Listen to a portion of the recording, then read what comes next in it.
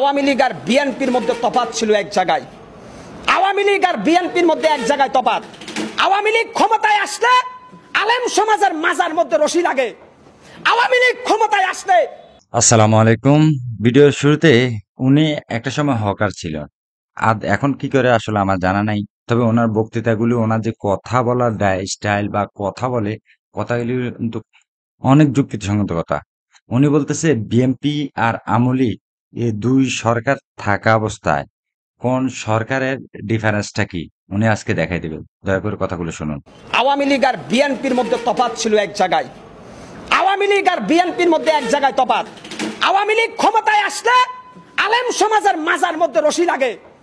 আওয়ামী লীগ ক্ষমতায় আসলে মসজিদের ভিতরে শুক্রবারে জুমার নামাজের সময় ইমাম সাহেব স্বাধীনভাবে খুতবা দিতে পারে না। আওয়ামী লীগ ক্ষমতায় আসলে বাংলাদেশের বিভিন্ন তাফসিরুল কোরআন মাহফিলে আলেমরা কোরআনের কথা বলতে পারে না। আর বিএনপি ক্ষমতায় আসলে জাতীয় সংসদে কোরআনের আয়াত থেকে কথা বলে। বিএনপি ক্ষমতায় আসলে বাংলাদেশের প্রত্যেকটা জেলায় মানুষ কোরআনের পক্ষে সোচ্চার কণ্ঠে কথা বলতে পারে। বিএনপি ক্ষমতায় আসলে এদেশের কোনো আলেমকে জেলখানায় যেতে হয় না। বিএনপি ক্ষমতায় আসলে এদেশের রাম বাম নাস্তিকরা কোরআনের বিরুদ্ধে কটূক্তি করার সাহস পায় না। বিএনপি ক্ষমতা আসলে বিশ্ব নবীকে অপমান করার সাহস এই মুসলমানের দেশে কেউ দেখাইতে পারে না। কেন আজকে বিএনপির নামে প্রপাগান্ডা? আমি বলবো, বাংলাদেশের যারা তথাকথিত বুদ্ধিজীবী, এই মুহূর্তে যদি আপনারা একটা নির্বাচন করেন, আমি হকার সাইফুল চ্যালেঞ্জ করলাম, বিএনপি 200-র বেশি সিটে জয়লাভ করে সরকার ক্ষমতায় আসবে। বিএনপি খালেদা জিয়া যখন ক্ষমতায় ছিল, এদেশের আলেম সমাজ মাথা উঁচু করে বীরের মতো কোরআনের বাণী গোটা বাংলাদেশে প্রচার করতে পেরেছে। যখন খালেদা জিয়া রাষ্ট্রের প্রধানমন্ত্রী ছিলেন, তখন তিনি র্যাব গঠন করেছিলেন। তিনি আওয়ামী লীগ বিএনপি দেখেন নাই, তিনি সন্ত্রাস দমনের জন্য র্যাপিড অ্যাকশন ব্যাটালিয়ন র্যাবের যোগ শুরু করেছিলেন।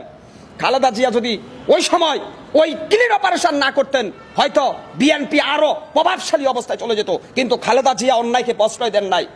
আজকে আমি খালেদা জিয়ার দালালি করতেছি না। আমি বলবো, খালেদা জিয়ার চিকিৎসার জন্য বারবার বিদেশ যাওয়ার জন্য চেয়েছেন, কেন উনাকে হাসপাতালে আর জেলখানায় আটকে রেখেছিলেন? যাই হোক, কথাগুলো শোনার পর আপনাদের কাছে কেমন লাগছে, ওনার কথাগুলোর সাথে বাস্তবতার সাথে কতটুকু মিল আছে, অবশ্যই কমেন্ট করে জানাবেন।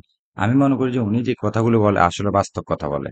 একজন হকার হয়ে যে কথাগুলো বলে, এগুলি কিন্তু আমাদের মানে সংসদে এই কথাগুলো বলার মতো ক্ষমতা কারো নাই, বা বলার মতো সাহসও কারো আমার মনে হয় না আছে।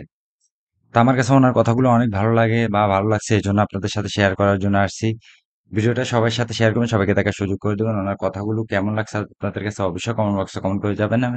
দেখা হবে নতুন কোনো ভিডিওতে। সে পর্যন্ত আল্লাহ হাফেজ।